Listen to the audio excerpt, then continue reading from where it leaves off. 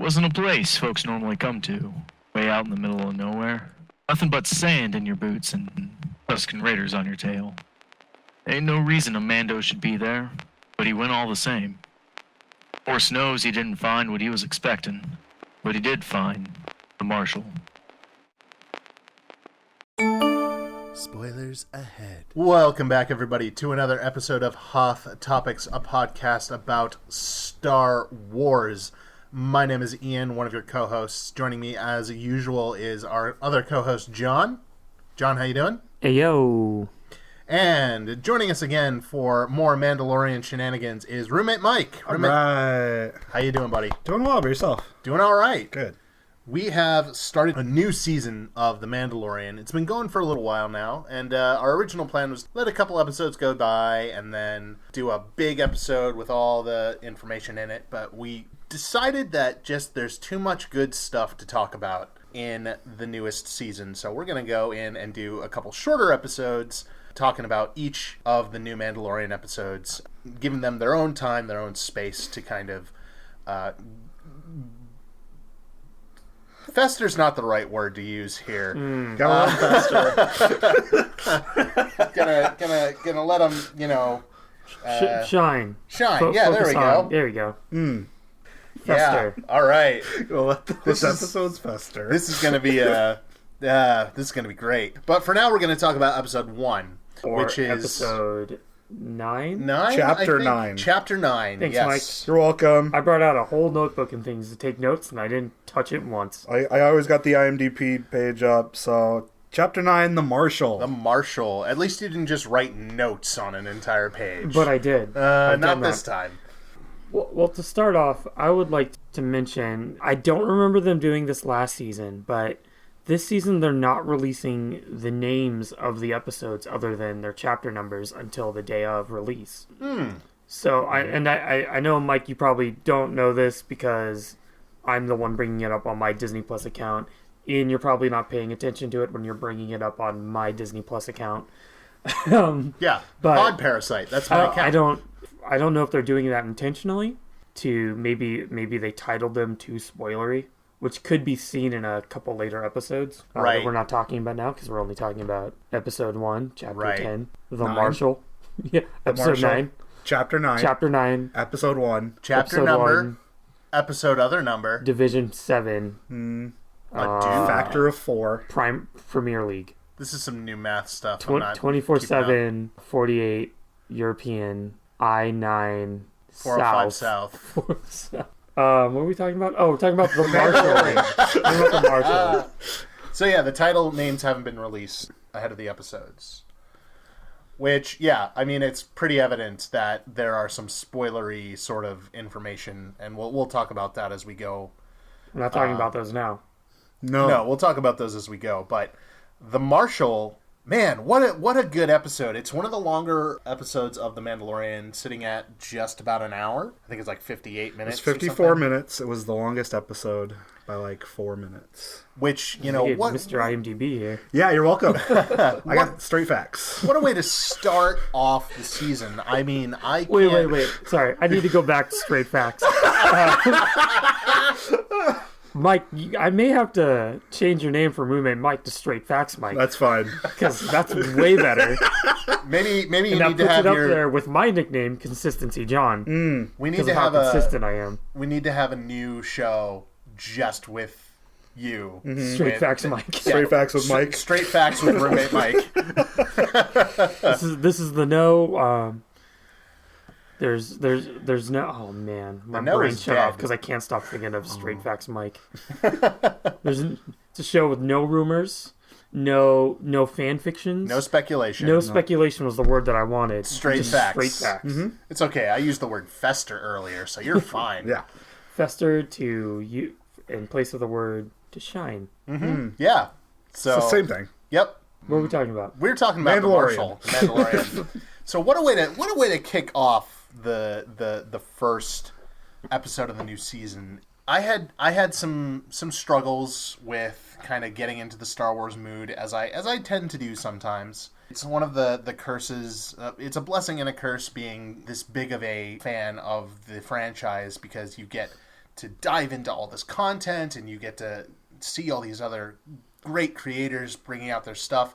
But there is an underbelly to the fandom, and that can really bring you down sometimes. And I was kind of going through a mood where I would just like, I don't know if I'm in the Star Wars mood. And boy, howdy, am I back in the saddle after this episode. And just this got me psyched for The Mandalorian. There were so many cool things to talk about. And let's start with you, John. What are some of your favorite moments from this episode of The Marshal? Because I'm assuming if anybody's listening to this, you know what the episode is, you know the synopsis and everything. So let's just go straight into what we thought was cool, what we thought was awesome. Go ahead, John. Take it away. The number one thing that I think everyone can agree on is that we saw Constable Zuvio get a lot of screen time that was promised to us in The Force Awakens that we just didn't get. A whole half second? Shout out to whoever thought, let's put Constable Zuvio's costume into this episode. I and he was that. in the first season too, wasn't he? I do not remember. I think he was.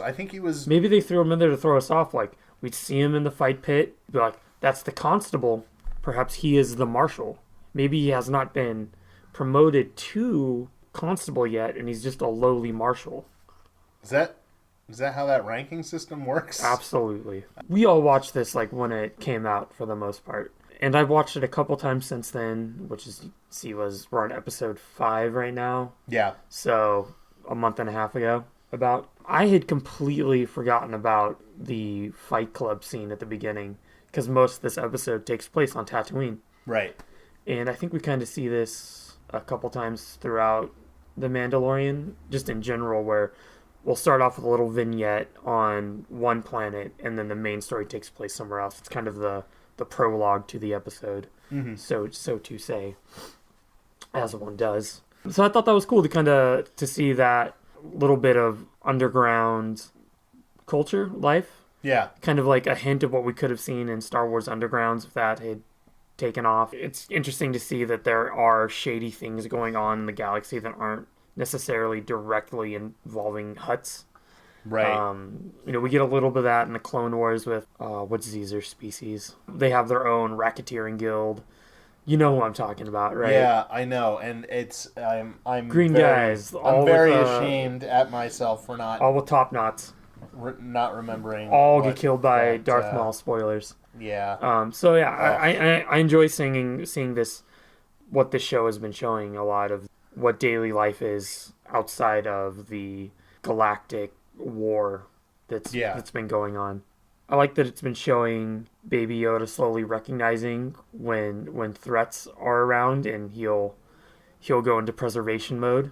But in this scene, Mando's threatened, and he closes his crib. Thank you. You're welcome. I wanted to say casket so badly. Not quite that. Not the right thing. What's wrong with us today? Fester, casket, death. But it was fun getting to revisit that scene that I had forgotten, and just kind of seeing how that even though the Mando's on this righteous crusade sort of thing, he still has contacts and affiliates within this shady underbelly that Star Wars has taught us that all bounty hunters are part of the evil crime syndicates, but all smugglers are good people. Remember that. Yeah, Smuggling they is too good. were all working for the same people, right? Yeah. Yeah, that's a great opening scene. It was just a really good way to get us into the meat of the episode, because there has to be that connection between where we left off and the new quest, right? What did you think of that scene, Mike? That was actually my favorite scene in the episode, particularly because I love the moments that we get to see the Mandalorian is not the overall good guy. Like in this episode, we see him to start out. He's getting himself into trouble and like pinning himself down, but he knows he's going to be safe out of it, and uses all of the weird tactics that he has in his suit in order to kind of get out of a pickle. And then he puts a guy on a light post and leaves him to die,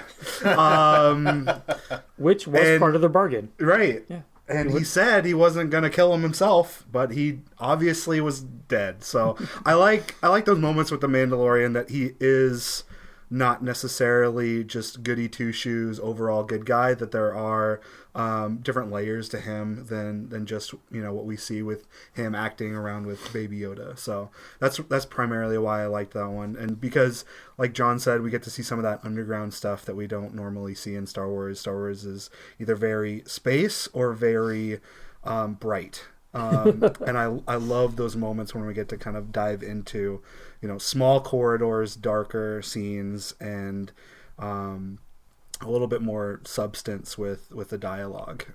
So I really enjoyed that scene a lot.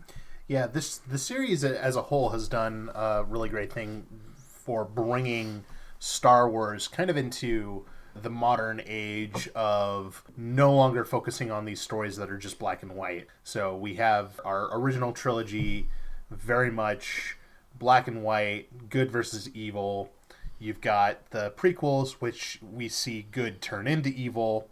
And we've got the sequels, which are kind of, a little bit more of that gray area. But The Mandalorian itself is a show that's been able to explore those gray areas a little bit more. We still know that Mando is a good guy, even though he isn't the best guy. He's not this paragon of justice and righteousness, but he's fair, and he has flaws, and he has things that are important to him that he looks out for, but he still ends up being on the good side of the line. So he's a hero we can root for, while also still acknowledging that sometimes his methods aren't necessarily what the good guys would do in the traditional sense. And I think that first scene really brings that to the forefront. I agree with you completely.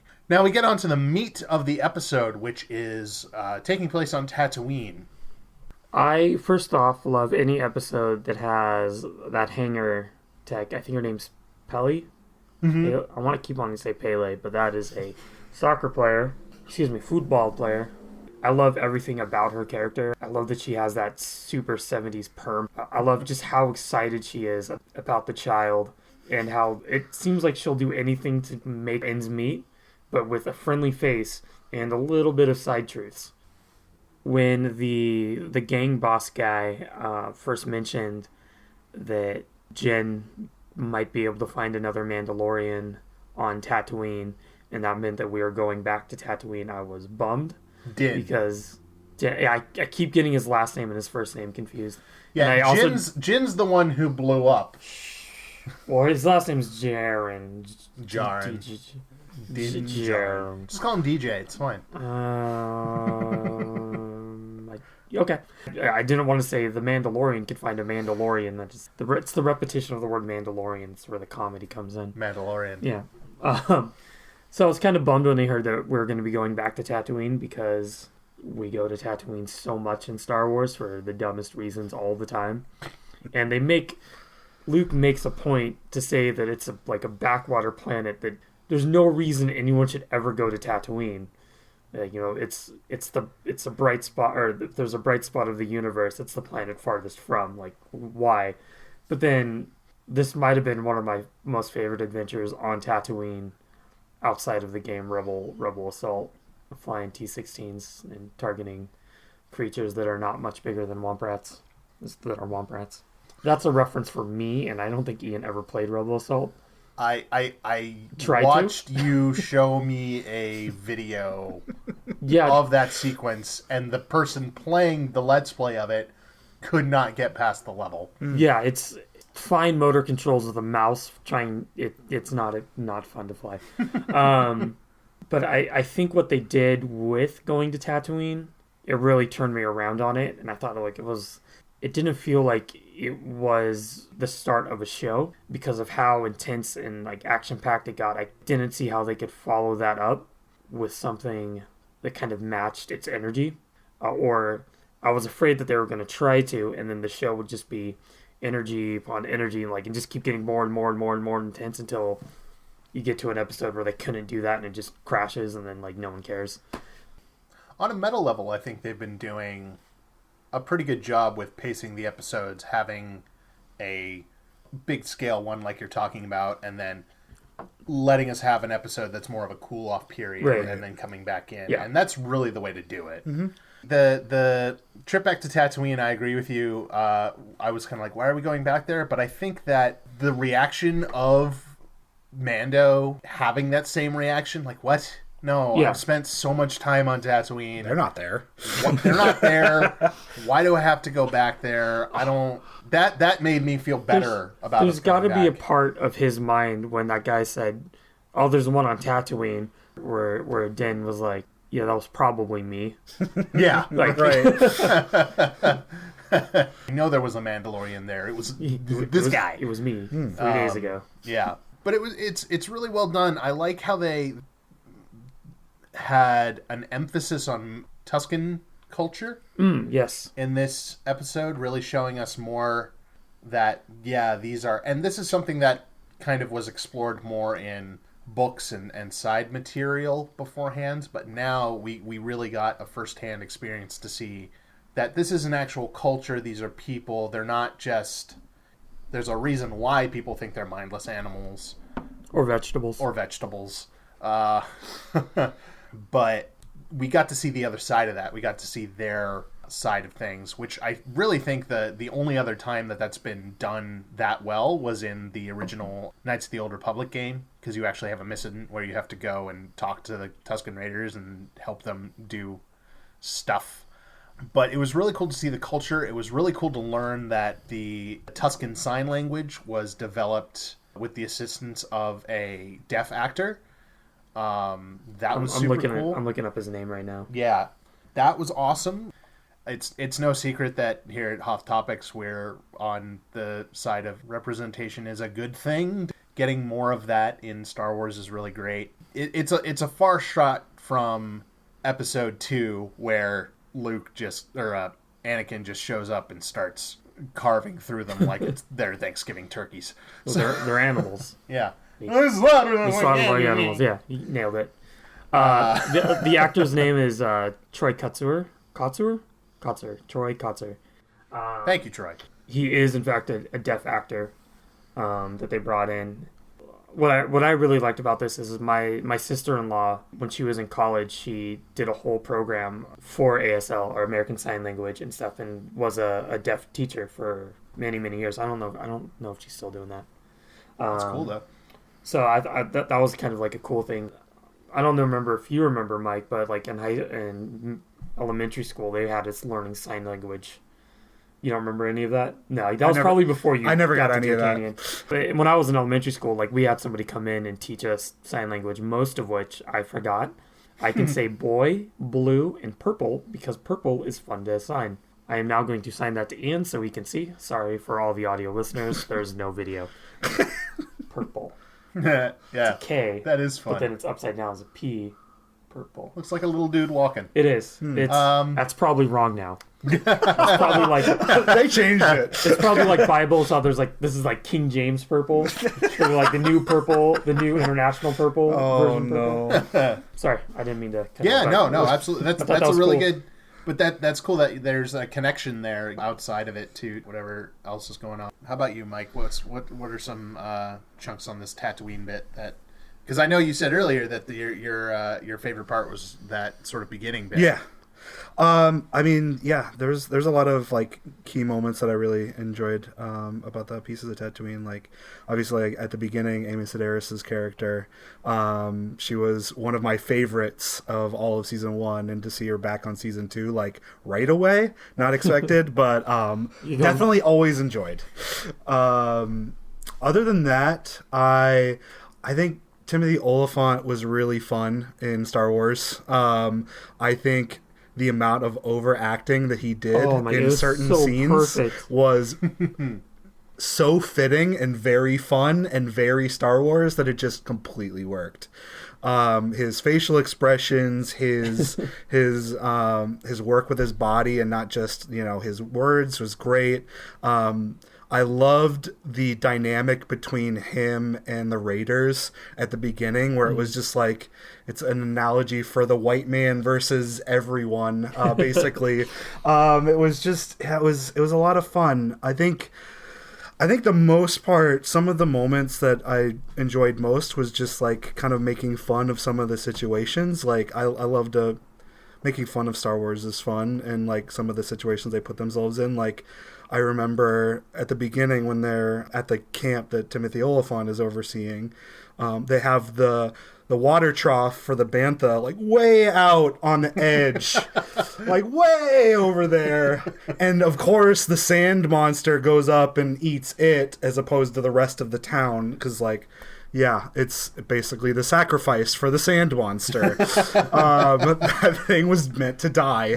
So stuff like that is just I caught, or like, you know, the sand monster eating the Tusken Raider instead of the bantha in the scene. It's just some of the funny, like, not like jokes, but just like gags that they threw at you. Right. I thought this was one that I really enjoyed based off of some of those like lighter moments.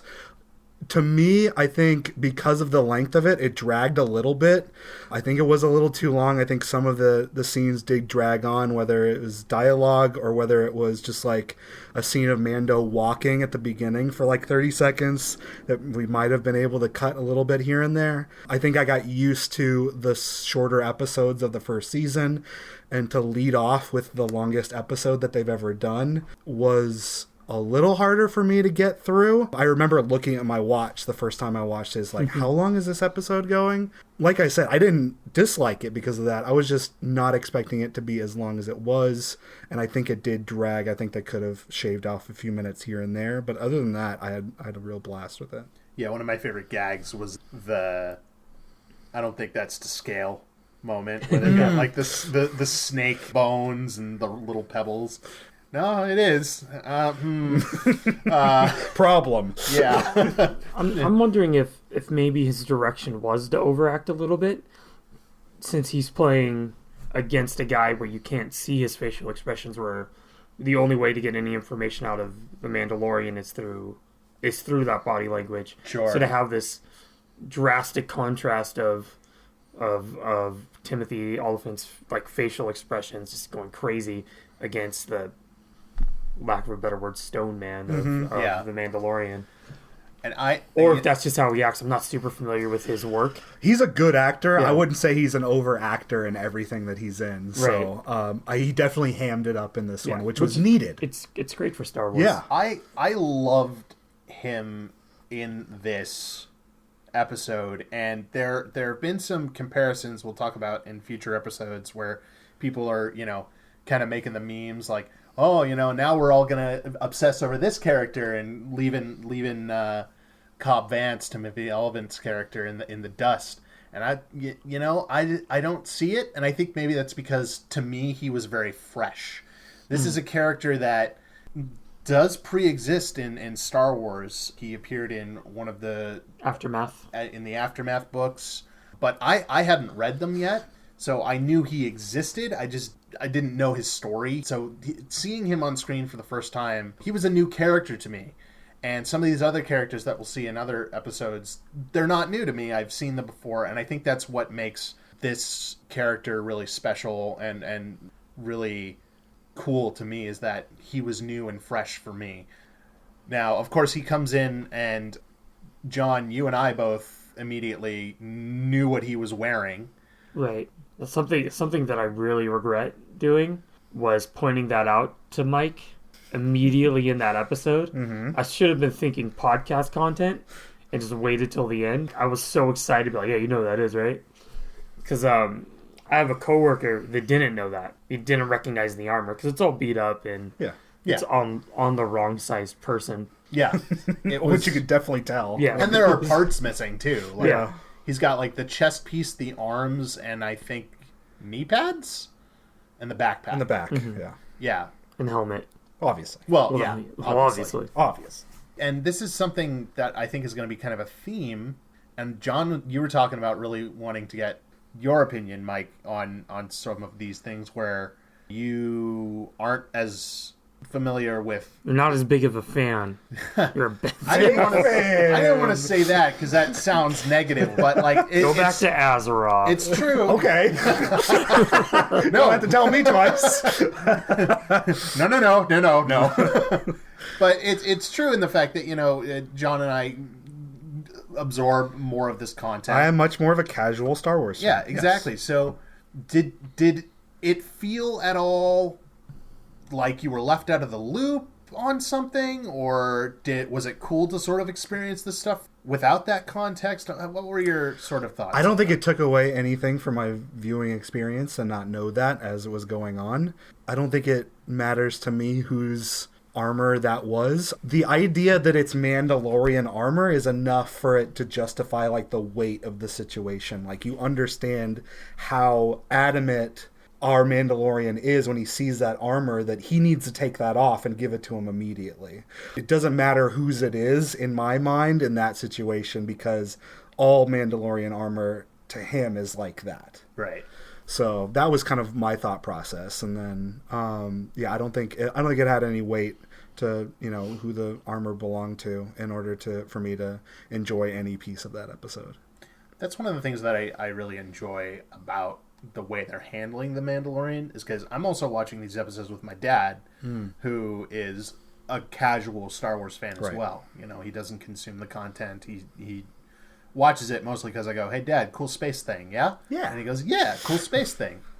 So what I've found is that I'm kind of like seeing those moments that mean something to me, and then sort of explaining them after the episodes to my dad, and share how I feel about those moments, because it's definitely really cool for them to put those nuggets in there as rewards almost for the people who have really dived into the lore. But there's a way to do that well, and there's a way to do that poorly. And I think they've been doing it really well here, because they have the entire audience in mind when they're making it, and these little nuggets are extra and they're fun. They're not there to derail the story, and like you said, you don't need to know that was Boba Fett's armor in order to get the full context of the episode. And when they have to, they will explain, like little side things. Just be like, who's this person? And we'll go into that in future episodes. They've been doing a really good job of the exposition not being like overtly long. Yeah. When they need to, they cut to the point, and then just not in this episode, because there's no references to who that armor is. Right. Well, there is at the end, but if you're not super familiar, again, you'd just be like, if you didn't, that was a weird ending shot. Yeah, if you didn't know that was Boba Fett's armor, you weren't gonna know that random bald man with no eyebrows at the end was supposed to be Boba. Or if you're not super familiar with who Tamara Morrison is and the roles he played and such, you'd have no idea who that's implied to be at the very end. Yeah, that's true. They haven't come out and said, "Oh, that was Boba Fett." It really wouldn't make sense that it was one of the other clones, because they'd be dead. He'd been much, much older than Tamara Morrison currently is. So maybe I don't know how time works. I think they kind of younged him down a little bit. That's the technical term, right? Younged down. To get younged him down. Yeah. But again, that's one of those other like little extra things that was really cool to kind of see. I think, just kind of going off of that, I think really the MVP of the series in general for me has been the writers of the episodes, because you're able to bring not only like casual Star Wars fans and hardcore Star Wars fans together to like something, which is not an easy time in media these days. So I think just the writing in general for me has just been like out of the park. Even going into season 2, like I thought it was season 1, it was the best. And just bouncing off of kind of what we're talking about, it's so much fun to like Star Wars with everybody. And so it's been a lot of fun to see how they're writing, how they're giving people different experiences based off of their knowledge of Star Wars, and that's really cool. It's almost like playing a video game. You play it for the first time and you know nothing, but you play it for the second and third time. You catch different things, and you enjoy it just the same, but it's a completely different experience. And I think that's a lot of what's going on with Star Wars. Is there's so much out there that you can know, or there's so much out there that you can ignore exists and still love it all the same. And I think that's really cool. And it does they've been doing a really good job of like offering it up as a, hey, if you're curious about this, you can go deeper if you want to learn more. And it's like, it's almost insidious in a way, where you're just kind of like, hey, you want to know what everybody else is ranting about? Well, maybe buy this book and watch this movie and play this video game. Would you like to know more? You know. Exactly. So. Those exact words. Yeah. John, anything to add to cap us off here? I'm going to go back to the Tusken Raiders real quick. They've always been kind of like a mindless, faceless villain in Star Wars. It's kind of cool that we got to see a little bit more of their culture. We see that they have a developed sign language, like some way to communicate with outsiders that isn't necessarily just their weird grunting noises. Yeah, just scream grunting at people. Something that I thought was really interesting was how much respect the Mandalorian has for the Sand People. Where generally we see that they're a nuisance, they're raiders, and everyone hates them, but I think that they have a very similar culture, kind of a warrior culture, a don't show your face sort of thing, like we're all one when we're together, and like we're weaker individually, but we're stronger together sort of thing. I think that's kind of why they get along with each other, because they have this similar basis of their culture, of upbringing. And we see that a bunch of times in this episode, where Cobb Vanth doesn't want to have anything to do with them and is kind of disrespecting their customs and their cultures, and Din has to reel him back in and be like, hey, this is their culture. I really like that when they're telling the plan to the people of Mos Pelgo, he tells the townsfolk, like, hey, they attacked you, but you also attacked them, but if you agree to this and you help and we help each other, they won't attack you unless they're attacked. Right. And that he says that one of their things is, yeah, they are raiders and they do steal and they do kill. One thing they won't do is break their word. Much like the Mandalorians, they're like an honor-based society. Mm-hmm. And I might be associating Mandalorians and Klingons a little too much with the honor thing in my brain, but I do watch a lot of Star Trek. Well, that is brought up several times in both the previous season and this season. There's some weaponized guilt going on occasion, when people going like, oh, well, I heard the stories about the Mandalorians, and I heard they always kept their word, meh, meh, meh. And then, Din's just sitting there going like, fine. Another thing that I don't think we've only mentioned once in this whole episode was the whole reason they're working together with Vanth and the Tusken Raiders is the town is being plagued by this Krayt Dragon. Mike brought it up a little bit in the very beginning. We haven't talked about this thing at all. Yeah. So, Ian, you're familiar with Krayt Dragons from the Old Republic. Very much so. Star Wars The Old Republic, the video game. Right? No, it's KOTOR that it shows up. Knights of the Old Republic. Right. So the very first I keep thinking one. It's a raid boss. No, probably. I haven't been back in a while, but there probably is a Krayt Dragon. And we see a Krayt Dragon skull in A New Hope, like the bones. But this thing is an ancient, legendary raid boss Krayt Dragon. And in fact, that whole time when they're attacking the dragon outside the cave, it looked like a raid boss level. Yeah. Like, the healers up front. I'm like, whoa, they're gonna throw the guys with grenades up front. I was dumb mistake. And then the heavy armored guys sat in the back with binoculars. I mean, that's how I play D&D. So that's not how you should raid. It's a new guild. They don't quite know what they're doing yet. In all the media, Krayt Dragons have arms. And like this one didn't have arms. But the argument I want to bring is this thing was so big, we probably just never saw the part of the body with arms. I don't want to say that was confirmed, but I remember hearing that someone who worked on the show came out and said, yeah, no, it has legs. You just never saw them. Because it was that. Because it wasn't to scale. Yeah. And the one in Knights of the Old Republic has legs, and it's huge. Much shorter neck. Yeah, it's a huge thing. Like, the best way to kill it is to lure it out and have it step on mines. Right. But it's still, like, compared to the Which is one kind we of saw what here. they did in the episode. Yeah, the more I think about it, the more I kind of feel like they just ripped off that quest. Which is fine. I mean, there was a Krayt Dragon Pearl at the end. Yeah. I mean, if that guy puts that into a lightsaber, it's going to be very top heavy. Yeah, that's not really... It's the size of a BB-8. Yeah, in the game, the pearl that you get from the dragon is an item that you can use to augment your weapon. And that would be difficult. Yeah. Considering they you know what they need to do? They need to just like loaded up into one of like the Gungan trebuchet things. No, that thing's Launching going to be a relic for that tribe. Oh, for sure. They're going to put it in one of their portable temples to Look out Lord forever. Crate. No, it doesn't Yeah. work because that's a character who also was fought with Tuskens. Yep. Was Crate a Tusken? He wasn't, right? No, he was a Cool man. yeah, he was a Clone Wars vet who fell out of, basically when Order 66 happened, he decided to hide, and he ended up hiding with the Tuskens, who like grew to respect him, and he grew to respect them, and then he became a Sith Lord, and then he got a whole bunch of weird like crab carapace for armor. Carapace. Yeah, he got crab armor, and took over the galaxy for a little bit. Good for him. Yeah, Good well, for like Crate. half of it, a third of it, like a quarter of it, Yeah, quarter portion. enough to be threatening.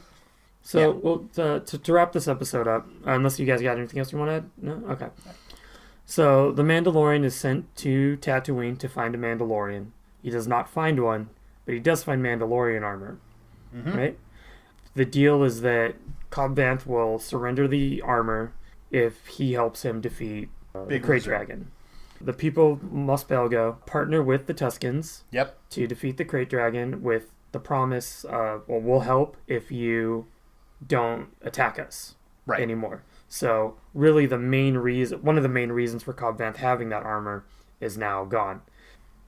They've created this protection for the town that doesn't require Cobb to have that armor anymore. Yeah. So Cobb gives it up willingly, Yeah. at the end. That's where that episode ends, right? Right. They're Yeah. still on Tatooine. Yeah, Yeah. still on this is the Tatooine. next episode. Okay. Cool. So, yep, we end with the speeding off and most likely Boba Fett looking on. Oh, that's in right. Tusken Yeah. garb. As Din and the baby fly away, I would like to see the baby. speed away, a cloaked figure slowly turns around to reveal to Murmurs and With no looking. eyebrows. Yeah, I'd say looking upset, but yeah, no eyebrows. I can't really tell. yeah, and that was the thing that got me originally. Was I think the lack of eyebrows is what made me kind of go, is that Tamara Morrison? I will admit that the first time I watched that, I said out loud that Mad Kiwi did it, which is just a fun thing to say with all the creators coming out of New Zealand. Oh yeah, especially Taika, because he is. Taika directed one of the last season's episodes. He did. didn't he? Yeah. He's a Mad Kiwi. So He did it. all right. Well, thank you everybody for joining us for this episode of Hoth Topics, a podcast about Star Wars. If you want to see any more of our episodes, read any of our articles, or just generally see what's up, you can go ahead and head over to our website, hothtopicspodcast.com, or you can send us an email at hothpod with any suggestions or comments or concerns or questions. And you can also tweet at us at the Twitters at hothpod. I've been Ian. I've been over here. That was John. Mike's here as well. And we will see you And next those time. are the straight facts. Straight Facts with roommate Mike. I love it.